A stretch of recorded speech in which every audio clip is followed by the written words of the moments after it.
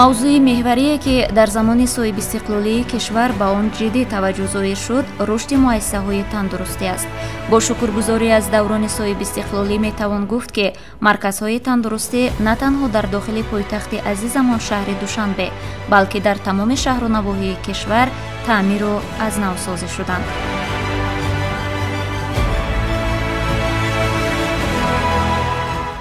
дуруд тамошобинони азиз. дар баробари дигар марказу муассисаҳои тандурустӣ, маркази саломатии шаҳри Ҳисор низ дар ин даврон пурра таъмир гардида, шароиту имкониятҳои беҳтарро соҳиб шуд. дар ин баробар ҷалби табибони соҳибтаҷрибаву кордон барои муолиҷаи саривақтии беморон ба роҳ монда шуда, талош мекунанд то шикоятҳо атрофи камбудиҳо камтар сар занад. аммо бо вуҷуди ҳар лаҳза ворид шудани навгониҳои зиёд дар соҳаи тиб, табибон ҳушдор медиҳанд, ки нисбат ба саломатӣ бояд ғамхор буд. дар замони истиқлолият дар баробари ҳама соҳаҳое ки дар ҷомеаи мо рушду инкишоф ёфта истоданд, соҳаи тиб ҳам яке аз пешрафтатарин соҳаҳо дар ҷомеаи мо ҳисобидан мумкин аст. албатта дар замоне ки тоҷикистон нав соҳиби истиқлол шуда буд, тиб ҳам, соҳаи тиб ҳам як гӯем ки рақобатҳои пурзӯриро робарӯ шуд, ба монанди он ки соҳаи тиби советӣ ки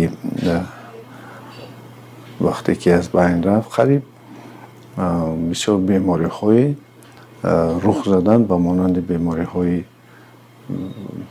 монанди доманаву дигар бемориҳои сироятӣ ва таърихи тиби навини тоҷикӣ ёд дорад, ки дар як шаб чандин нафар одамон бемор мешуданд ва беморхонаҳо пур аз бемор буданд ва ин якум он санҷиши сахте буд, ки сохтори тибби замони истиқлолият аз сар гузаронд ва хушбахтона пушти сар кард ва ҳолати саломатии мардумро дар ҳолати идорашаванда қарор дод. вале бисёр сохторҳои соҳаи тандурустӣ ҳамон вақт гӯем ки қариб ки аз фаъолият монда буданд ва вазифаи аввале ки дар пеши худ гузошта буд соҳаи тандурустӣ, ин инфрасохторҳои муассисаҳои тиббиро ҷобаҷо кардан ё аз навсозӣ кардан, ё ки онҳоро фаъол кардан. вақте ки соҳаи тандурустӣ якум зинаи дараҷаи ки инкишофи худро гузашт, акнун барои он боз мутахассисону боз масалан дигар таҷҳизотҳо таъмин кардан лозим буд, ки ин солҳои 2000, яънедаҳаи аввал ва албатта дар ин самт ҳам бо муваффақият тавонист, ки соҳаи тиб аз таҷҳизотҳо ва аз мутахассисон худро таъмин созад. солҳои охир мо мебинем, ки тибби мо бояд тибби муосир ҳам аз лиҳози гӯем ки техникии таҷҳизот ва ҳам аз лиҳози гӯем ки дониши сатҳи дониши табибон ва маърифати тиббии мардумро ба сатҳи даркорӣ бардоштан. яъне ки ин аз ду тараф, ҳам аз тарафи ҷомеа ва ҳам аз тарафи соҳаи тандурустӣ, ки сабаби он мешавад, ки саломатӣ ки ниҳоят ганҷи бебаҳост, хеле ки пешвои миллат президенти кишвар муҳтарам Эмомали Раҳмон мегӯянд, ки саломатии мардум пойгари давлат аст.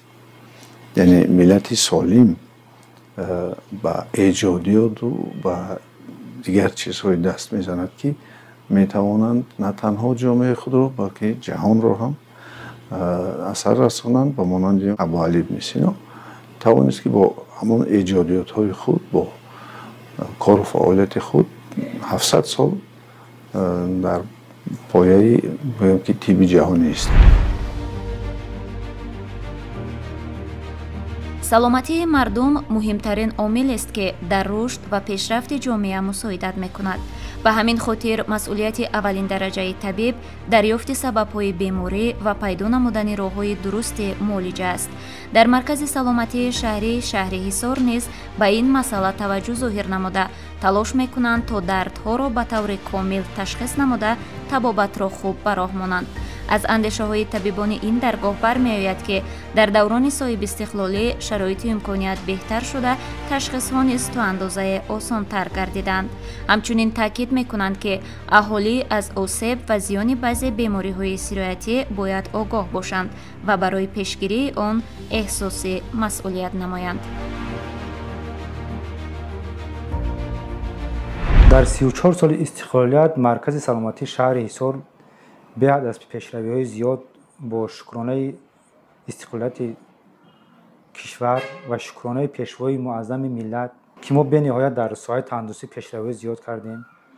хусусан дар 10 солаи охир дар маркази саломатии шаҳри ҳисор сифравои рентгенҳои замонавӣ, инчунин ултрасадоҳои замонавӣ, инчунин ЕЕГ яъне электроэнсефалопатия ки муайян кардани кори майнаи сарро муайян мекунад. ба ҳамин чизҳо дар маркази саломатии шаҳри ҳисор ноил гаштем. пеш барои як ташхиси равон кардани мисол ЕЕГ электроэнсефалопатия бо шаҳри душанбе равон мекардем. инчунин сифравои рентген ба шаҳри душанбе равон мекардем. дар 10 солаи охир ҳамаи ҳамин таҷҳизоте ки мо таъминот карданд дар ҳамин ташхис, табобат, инчунин хусусан диагностика мегӯянд дар соҳаи тандурустӣ дар маркази саломатии шаҳри ҳисор таҳлил карда ва табобати дурусти аниқ ва дақиқи беморро муайян мекунем. пеш бемориҳои дарунравӣ беҳад бисёр буд. бо бемориҳои ки бо ваксина идорашаванда яъне сурухча, гулафшон ва дигар бемориҳо ҳастанд, ҳозир дар 10 солаи охир ваксинаҳое ки наве ки ворид карданд, хусусан оиди дарунравӣ, ротавирус ки ваксинаи нав ҳастанд ворид карданд, пешгирии бемориҳои дарунравӣ шудагааст. ҳар сол мавсими яъне дар 3 моҳи тобистон кӯдакон бениҳоят бисёр дарунрав мешаванд. инчунин боз бемориҳои шадиди роҳҳои нафас хусусан дар мавсими фасли баҳор ва тирамоҳ авож мегирад дар байни кӯдакон. дар байни калонсолон бошад бемориҳои фарбегӣ бисёр вохӯрда мешавад, инчунин бемориҳои диабети қанд. барои солимии модару кӯдак мо дар якҷоягӣ бо беморхонаи марказии шаҳри ҳисор бо мувофиқа бо мақомоти иҷрои ҳокимияти давлатии шаҳри ҳисор мо корони саломатиро ба роҳ мондаем ки дар як ҳафта як маротиба дар 12 ҷамоати шаҳраки деҳоти шаҳри ҳисор бо навбат корони саломатиро ки тамоми мутахассисонро сафарбар мекунем ба он деҳаҳое ки ба кӯмаки солимӣ саломатӣ ки ниёз доранд. ҳама намуди мутахассисонро сафарбар мекунем, ба аҳолӣ хизмати тиббии ройгон мерасонем. натиҷаҳои хеле дилхоҳ дод, яъне ки занони ҳомила сари вақт ба қайд гирифта шуданд, инчунин аз ташхиси якумини венемио занҳо гузаронида шуданд ва аз ин иқдоми кормандони тибби шаҳри ҳисор аҳолӣ хеле хурсанд мебошанд. айни ҳол бошад хеле ки мо ҳама хабардор ҳастем, дар бисёр шаҳр ноҳияҳои ҷумҳурӣ бемории сурхча яъне ки дар авҷ аст ки имрӯз бошад бо дастгирии бевоситаи вазорати тандурустӣ ва ҳифзи аҳолии ҷумҳурии тоҷикистон дар шаҳри ҳисор маъракаи муҳими сиёсии рӯзҳои иммунизатсияи иловагӣ бар зидди бемории сурхча ва гулафшон рафта истодааст ки аз ҷониби кормандони тиб ин маърака хеле дар сатҳи баланд гузаронида истодааст. инчунин дар якҷоягӣ бо ташаккули тарзи ҳаёти солим бо баландгӯядҳо дар ҳар як ҷамоати деҳоти шаҳри ҳисор мардумро оиди манфиати иммунизатсияи сурхча ва гулафшон корҳои фаҳмонда гузаронида истодаем барои пешгирии бемории сироятии сурхча ва гулафшон.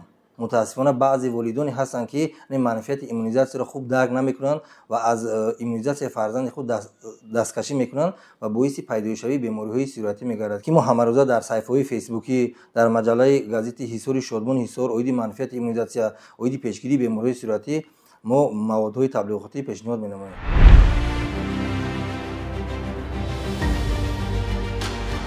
дуруст аст ки бо беҳтар шудани шароити имконият мардум то андозае танбал гардид. албатта на ҳама дар як равиш зиндагӣ мекунанд, вале ҳастанд касоне ки ба хурду хоб одат намуда саломатиро фаромӯш месозанд. ҳатто ба кӯдакон камтар эътибор дода мешавад ки чӣ мехӯранд ва чӣ амалро анҷом медиҳанд. ин ҳам миёни табибон дар маҷмӯъ ҷомеа нигарониро ба вуҷуд овардааст, зеро бо сабаби истеъмоли хӯрокҳои сахту хушк, обҳои газнок ва камҳаракатӣ фарбеҳӣ авҷ гирифтааст ки ба ин восита чандин бемориҳои дигар аз ҷумла бемории қанд тавлид мешавад. нишонаҳои бемории фарбегӣ ва диабети қанд аҷзои пурхӯрӣ мешавад. хӯрокҳои дуюмро бисёр истеъмол мекунем.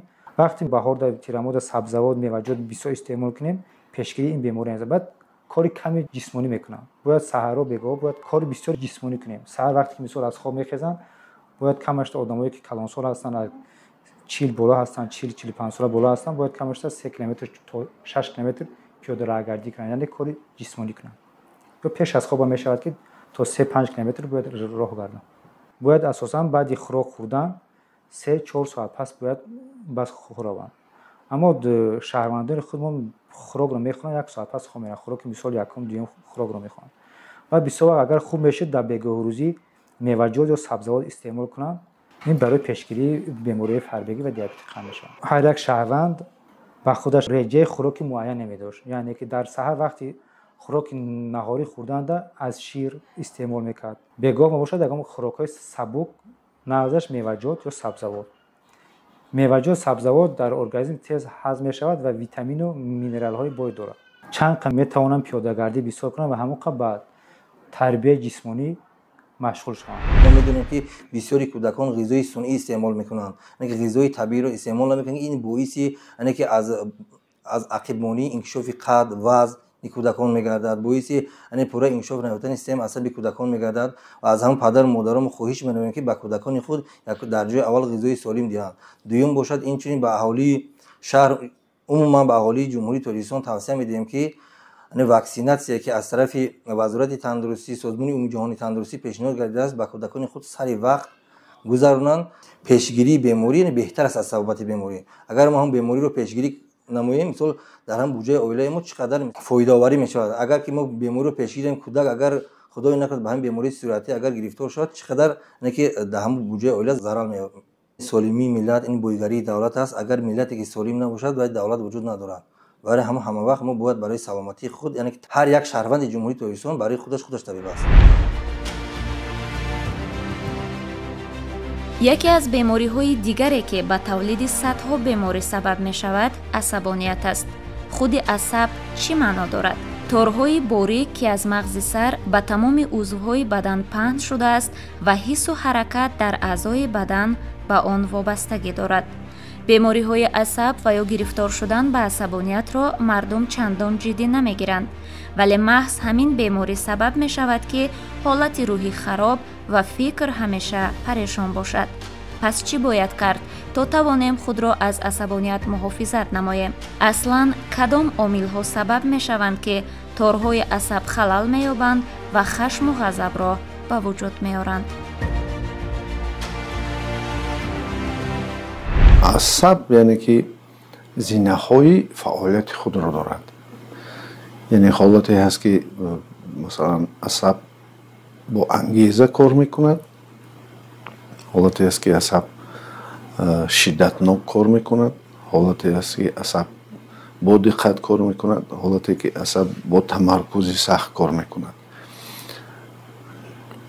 дар ҳолати набудани иттилои лозимӣ, набудани вақт ва ба назар нагирифтани яъне ки нерӯи худ, нерӯи асаб, он вақт майнаи сар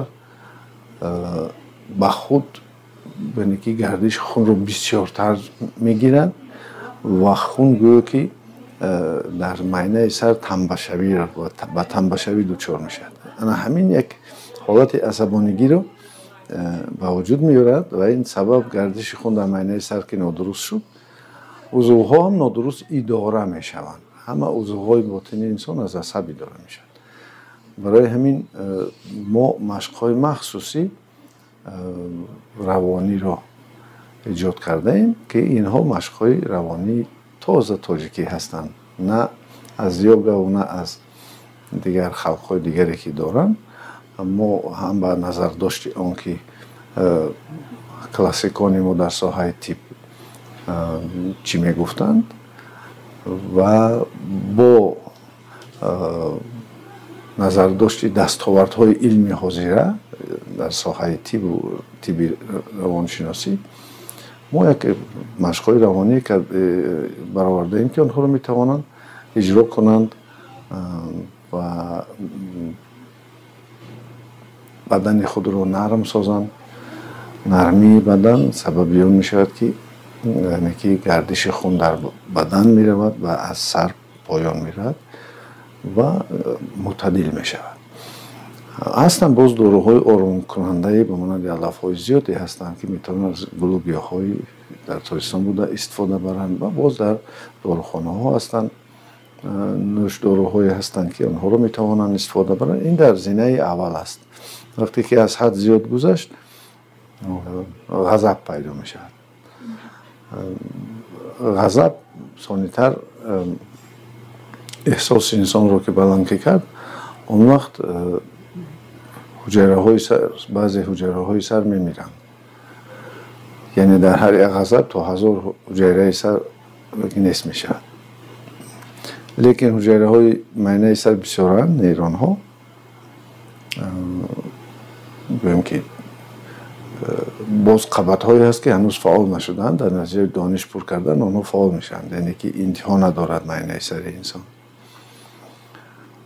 یعنی که میگوین که قدر مگابایت و کیلوبایت میبرد، نه، انتها ندارد در وارد کردن اطلاعات.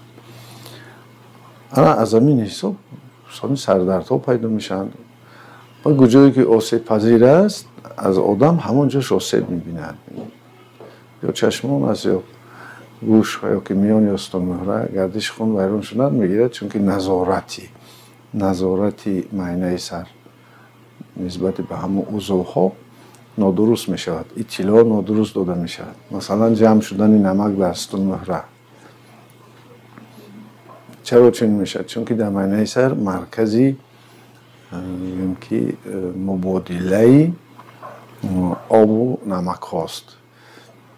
همون که این اطلاع را نادرست داد، یعنی که به جای 0.0 چند میلی گرم 0.05 مثلا زیادتر اطلاع که داد که جمع ماند در همونجا و به نمک یعنی که سنگشم بدل می شود. یعنی که همه واسطه یعنی که ویران شدنی ویران کردنی به همون بردن اطلاعات از معینه سر به عضو هاست. از اندیشه های طبیبان برمی آید که اداره تمام عضوهای بدن به عصب وابسته است و گرفتار شوی به عصبانیت می تواند به پیدایش چندین بیماری های دیگر زمینه شود. خود عصبانیت نیز یک نمود نیست. طبق تحقیقات عالمان بیماری های عصب به دو گروه تقسیم می شوند: بیماری های عضوی و بیماری های وظیفوی. بیماری های عضوی عصب در نتیجه تاثیر زیان‌آوری باکتریا و ویروس ها، ماده های زهرناک، آب و هوا، گیجه ها و کرم معده، لط خوردن عصب ها و غیره به وجود می آیند. بیماری های وظیفوی عصب اساساً در نتیجه تاثیر منفی زندگی و روزگار پیدا می شوند. اکنون سوال به میان می آید که نوعهای این بیماری را چگونه می توان شناخت؟ زیرا موافق بعضی سرچشمه ها در این دو گروهی تقسیم شده، باز 10 ها نامگوی بیماری پنهان است که دانستن و آگاه بودن از آنها شاید تواند کمک رساند. ابوعلی ابن سینا یکی از بزرگترین دانشمندان تاریخ، متفکر برجسته تاجیکی به علم طب زمینه گذاشته است، عصب را واسطه اساسی رابطه روح و جسم معنی داد کرده فعالیت عقل و خاطره را به سیستم عصب وابسته دانسته است. ابن سینا برای بهبودی عصب و روح توصیه ها داده است که امروز آنها را می توان اصول های پسیخوتراپی نامید. عالم استفاده موسیقی، سخنان حکمت آموز، خنده و آرامی را برای طبابت این نوع بیماری مهم می شمارید. табибони имрӯза низ аз муолиҷаҳои барзиёди тибби муосир дида равондармониро авлотар медонанд ва тавсия медиҳанд, ки дар баробари истеъмоли маводи доруворӣ аз суханҳои таъсирбахшу роҳҳои табиӣ низ истифода шавад беҳтар. коркард кардаем, албатта ин осон нест, вале ба ҳар ҳол дар оянда лозим мешавад, чунки ҳоло вақте ки мо ватан обод карда истодаем, албатта як саршавӣ гӯем, ки ободии ватани мо, рушди ватани мо ҳаст ва умед дорем, ки то ҳазорсолаҳо меравад. аксар вақт шиддати зиёди майнаи сар дар ин сарф мешавад. дар ҳама соҳае гӯем, ки ҳаваст. ана ҳамин машқҳои равонӣ айни муддао ҳозир, ки дар корхона, дар ҷои кор машқҳои равониро иҷро кунанд ва бадани худро нарм кунанд, гардиши хунро дуруст кунанд, асаборо ором кунанд. Ба гуфти олимон 17 сония лозим аст, ки инсон агар тамаркуз кунаду нарм кунаду фикрашо ором кунад, басанда аст, ки хеле гармонҳои ӯ ҷобаҷо шавад.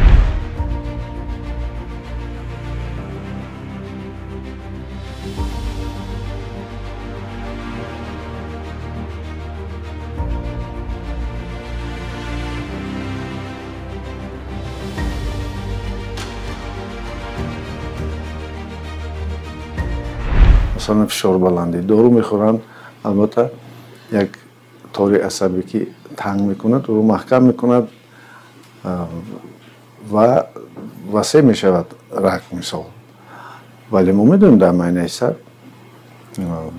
ҳаст марказе, ки ҳамон гӯем ки даруни ракҳоро назорат мекунад. аз он ҷо яъне ӯ фармон метиҳад то он ки онҳо танг шаванд. барои ҳамин дар бадани инсон ҳам монанде ки дар ҷомеаву дар ҳама ҷо ҷанҷолҳо ҳаст, муноқишаҳо дар бадани инсон ҳам муноқишаҳост. масалан яке аз фишорҳои ки маъмул аст бисёр фишори ҳисоби гурда. вақте ки гурда кам, яъне ки камтар ё шамол мехӯрад ё ки ягон ҳолатҳои дигар мешавад, яъне сардӣ ӯро асар мекунад, махсус доруи худро гурда ба хун мепартояд, то ки ҳама рагҳо танг шаванд ва рагҳои худашро васеъ кунад. ҷанҷол байни гурда ва майнаи сар. майнаи сар баръакс мекунад, рагҳои гурдаро танг мекунад ва гӯем ки дигар рагҳоро мехоҳад ки васеъ кунад, яъне ки адолатро мехоҳад барқарор созад. برای هم عضوها حتی باید دیگر جنگ میکنن، یعنی که در جنجال هستن. انا همینجا هست مسئله معنی سر عصب انسان، فکر و اندیشه های و احساسات های و اینها ما اثر میرسونن. مثلا فکر احساس را بیدار میکند، صورت و obraz به مغز مبینی اثر میرسونن، اونجا گرمان ها حاصل میشن. یعنی دستیگوی معنی سر در عضوها بدون مثلا رگتارهای عصب باز گرمان ها هستند که آنها برنده اخبار هستند به عضوهای بدن. سیستمای عصب وظیفه‌های مهمی را در ارگانیسم اجرا می‌نماید. گرفتن و درک کردن حسیات گوناگون از جمله مزه، بوی، بینش و صداها. یک جای کردن معلومات حساس از قسم‌های گوناگون بدن و کارکرد یک خیله. ایجاد پاسخ‌ها به اطلاعات حساس به مانند فشار، حرارت، درد و لرزش. در سیستم عصب میلیون‌ها نیرون‌ها برای انتقال پیام و سیگنال‌ها در تمام بدن فعالیت می‌کنند. طور ذکر گردید بیماری عصب ده‌ها نوع بیماری‌های دیگر را به وجود می‌آورد که یکی از آنها سرطان است. مشاهده‌ها نشان می‌دهند که امروز این بیماری خطرناک میان زنان بیشتر خروج دارد و پندار طبیبان شاید سبب اصلی این سرمسئولیتی زنان باشد. با مشکلات و کمبودی خانه و خانواده زیاد فکر میکنند و به سلامتی خود کمتر رسیدگی مینمایند. شاید به همین خاطر عصبانیت در آنها بیشتر خروج میکند و باعث میگردد که بعضی آنها به سرطان پیچد.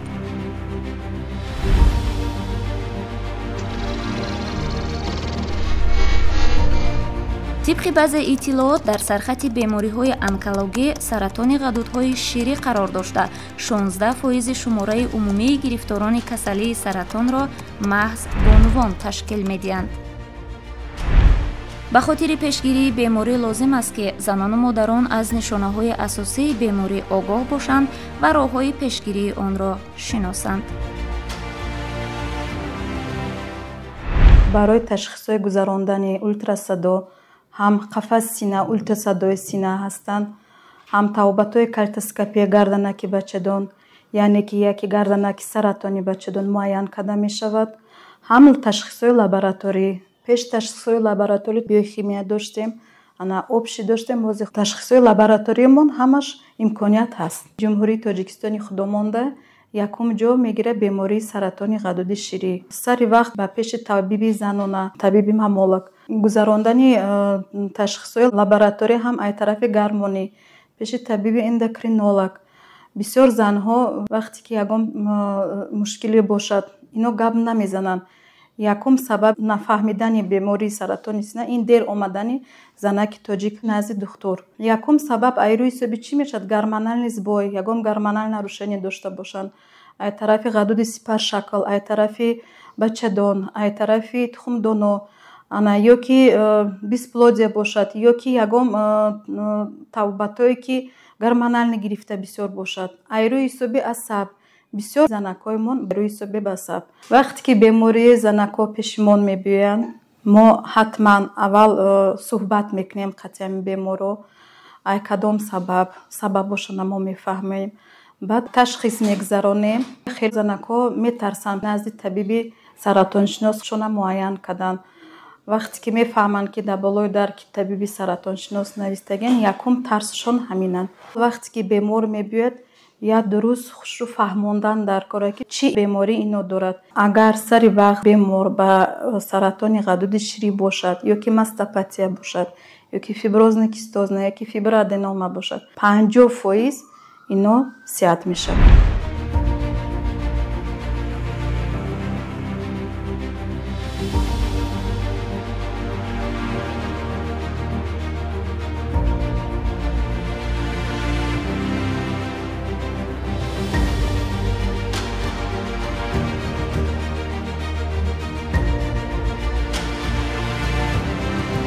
بسیار زنهای تاجیک سلامتی خودشون همه آخرا نگاه میکنن. انا اول خونه‌شون فکر میکنن، خونه بودگیشون، فرزندشون، شوهرشون. انا بعد همه آخران خودشون فکر میکنن. انا می همه چیزی دشوار است. زنهای تاجیک اول خودشون اعتبار کنن، اهمیت نگاه کنن. نزد طبیبان زنانه، نزد طبیبان سرطان شناس، نزد طبیبان انا غدود شناس، انا ختمی یک تشخیص، یک معاینه خودشون گذرونن. تاکید باید کرد که سری وقت مراجعت نکردن زنان به طبیبان سبب اساسی اوج سرطان میگردد. اگر پیش از پیچیدن بیماری به نوعی بدصفت مراجعت شود، طبابت آسانتر و امکان پذیر میگردد. سلامتی مهمترین دارایی است که باید احتیاط شود، زیرا آن با وجود طبابت یافتن به اصل اوله برگشته نمیتواند.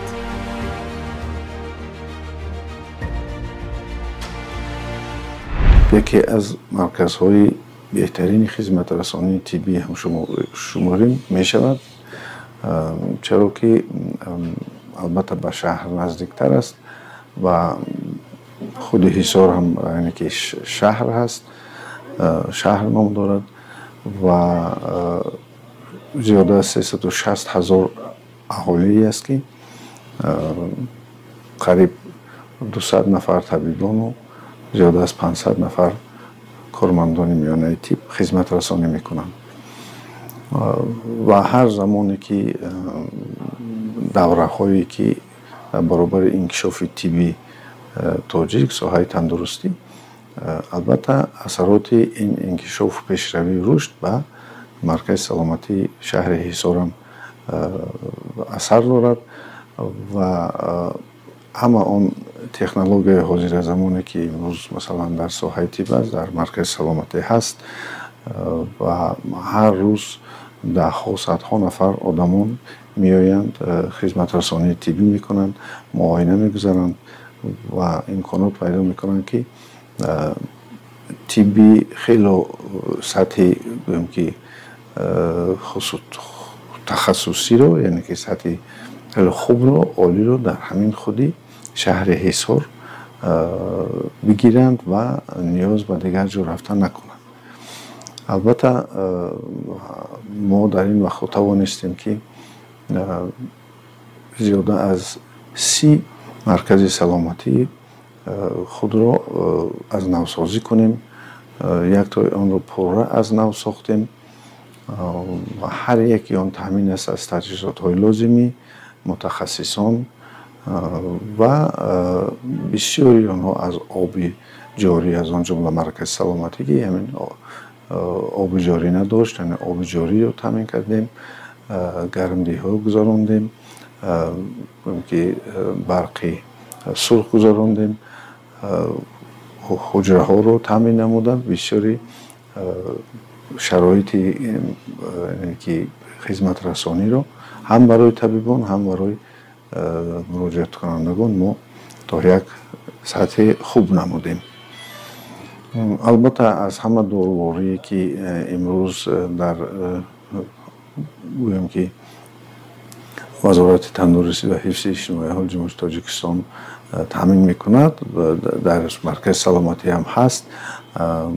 بسیاری آدمانی که معیوب هستند خدمت رسانی رایگان میگیرند، کسانی نیازمند هستند اینا هم خدمت رسانی رایگان میگیرند و البته کار در سمت معاشرت بین طبیبان و مراجعت کنندگان یک سطح خوبی رو گرفت که حالا خیلی شکایت قریب که از بین رفته است و در سطح تخصص کنی طبیبان، مرکز تخصص نوکی طبیبان مرکز سلامتی خیلی بلند است، حتی در قیاس نسبت به دیگر جاها گیریم. سطح دانششان هم خوب است.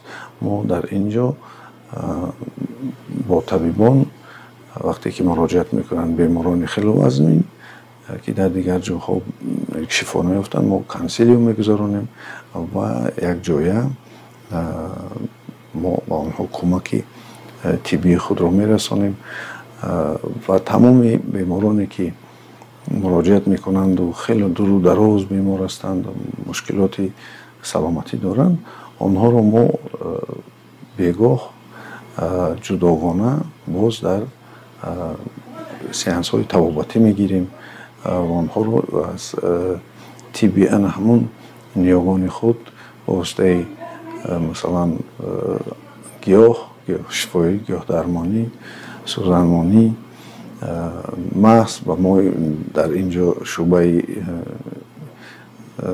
فیزیوتراپی داریم که بغیر از این بود در اونجا کمک میرسانیم. اون من نظارت خوبشان میبریم تا اینکه آنها رو ما به سلامتی پوره برگردانیم. کوشش میکنیم که سطح خدمت رسانی خود رو باز به خیلی درجه خوبتر بریم و البته در این سمت باز کارهایی رو کنیم که سلامتی مردم رو خوبتر گردانیم و در خدمت خلق و وطن باشیم. صحبت با طبیبان نشان داد که اگرچه دوران صاحب استقلالی تمام شرایط و امکانیت را در مؤسسه‌های طبی و تندرستی مهیا کرده است، اما همه این برای برقرار کردن سلامتی واقعی کفایه نیست. سالمی را پیش از ویران شدنش در موردش باید فکر کرد. قریب در هر برنامه تاکید می شود که طبیب هر کس خود اوست. تنها با غمخوری ظاهر نمودن به سلامتی خود و فرزندان می توان جامعه را سالم و صلح و وحدت و استقلال را پابرجا نگاه داشت. امیدواریم درک مسئولیت در این مسئله ملت ما را به زینه‌های پیشرفته خواهد رساند. تا واخوری‌های دیگر در برنامه‌های بعدی تلویزیونی علم و طبیعت.